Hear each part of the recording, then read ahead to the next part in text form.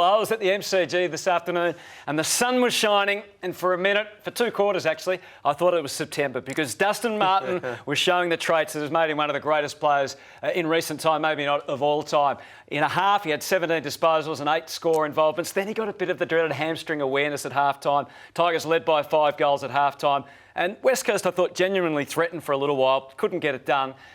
So I suppose we've all been asking ourselves, can the Tigers win without Dusty? And hopefully he's back next week or the week after. But I don't think they can win without him being at a certain level. I kind of want a bit of help from you guys as to what level out of 10 that needs to be. But I think it needs to be 8 out of 10, something around that mark, if they're going to win from where they are. Yeah, I agree. I think for Richmond, they're going to finish probably outside the top 4 if they play finals. So they're going to need to run the table in September.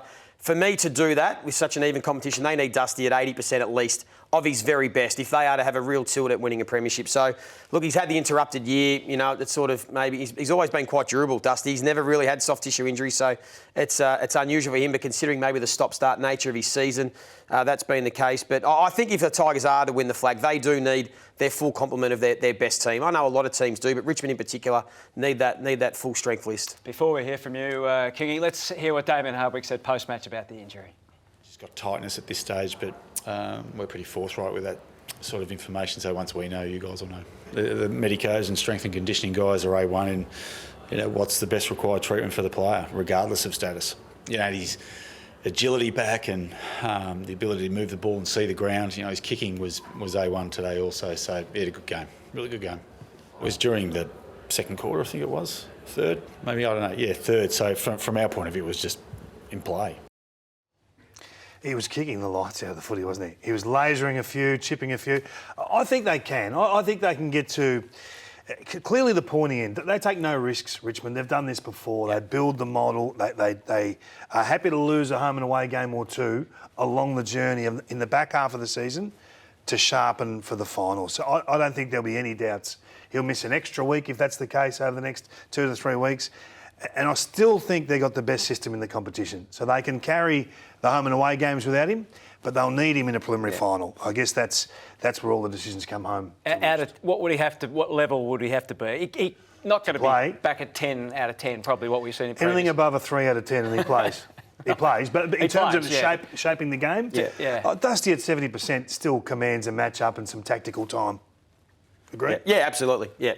Yeah, and I guess the flow-on effect, we saw that today too when he was at his best, what other players can do around him. So let's talk a little more about what the Tigers did, what you saw. Interesting, Damien Hardwick said he thought the game looked more like the Eagles wanted it than what Richmond did, but there were certainly times when it looked like a Richmond. And this is the beauty of Richmond's game. It doesn't have to work for long. Little bursts here and there. And we saw their counter-attack off half-back. I mean, as soon as they get their handball chain going, particularly off turnover, obviously, they hunt that wing line.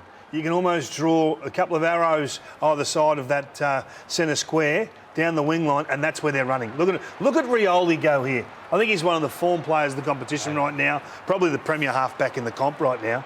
And this is off Liam Ryan, so no slouch. Ryan was doing the chasing, so I'm not having a go at him, but that play there, that is Richmond. If you just see one thing for the day, look at this. They all queue up in the middle. Dusty takes the ball from inside to out, and they don't really want to kick it. It's a last resort. But it's hardly a long driving kick and they're out and gone again. So I just love the way they all get involved in this wave run. And I think that if they can just hang on to this and hold the fort until Dusty comes back fit and healthy, I'm not missing too many more. There's a couple of others to come back into the team, but their game is in great shape. And that's why they're generally so complete as a team, because if they do win clearance and play it in the front half, that's a bonus. We know there are some teams in the competition that really rely on their front half game to score, don't move the ball as well. But because Richmond can do both, it doesn't matter if one part of their game's not working, does it, King? They can still find a way to hurt the opposition. And when Prestia comes back and a couple of others, they're probably missing 4 players, Bolter. 4 or 5 players max. So they're in reasonable health. And that's their run from here. I mean, there's plenty of winnable games. They'll finish with 3 teams outside the 8 at the moment, and even in the next month, you'd think that with those games against Freo and Brisbane, both in Melbourne, they're every chance in any one of those games. So even their bit part players, I want to give Maurice Rioli a mention because he was terrific. I heard you in the call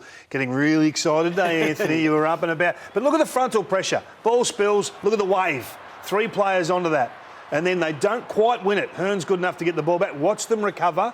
And look at the heat that comes on Hearn immediately. From the front, from the side, all the smalls getting involved, Jack getting involved, and there they go again. Turnover, 5v1, effectively where the ball is. It's fantastic. This is little Rioli. I just love, when you think a play's dead, how many times do you see teams just run this out and drive it long? Look at him, hunting, 1, 2, 3. He gets onto Yeo in a hurry and causes that. You look at their forward half game today is responsible for 11 of their 20 goals. Another example. This is 5 efforts. Yeah. He does not stop. I mean, this is infectious. And this is why I think they don't necessarily need all their stars playing well, because the system gives everyone a chance to be involved. And he's a low possession player. You really don't notice a lot of what he does, but his pressure, he's had 5 kicks for the day. So most people look at a stat sheet and go, gee, he didn't see much of Rioli. But when you watch back for pressure, he's just dynamite. There's 3 Riolis out there today. Just a word on the Eagles. I thought Kelly played probably his best game for the Eagles. Certainly hit the scoreboard, 2 goals. More like he played at his best at Geelong. And Nick, that makes a difference too. Oh, it makes a difference. He's the most important individual to any team in the comp. And we talk about Toby Green to GWS, or this guy to West Coast. I bet you Simo's happy to have him back. And the Blues face them next week over in Optus. So It's not going to be easy. We spoke about it a couple of weeks ago, didn't we? Once they started getting their complement back, I know Yo's got injured today, but they've got a complement of their core premiership players, senior players, best players, all back and available and fitter than they were at the start of the year, and we're seeing the difference in this side. How do you think going forward that they might be okay, the West Coast Eagles? I don't think it's as dire as people have made out over the previous 8 weeks, and a lot of people saying, Simpson's got to walk from this job because of this. I don't know if he has to walk necessarily. I think there's a rebuild or a reset involved, but I don't think it's as dire as what's been made out.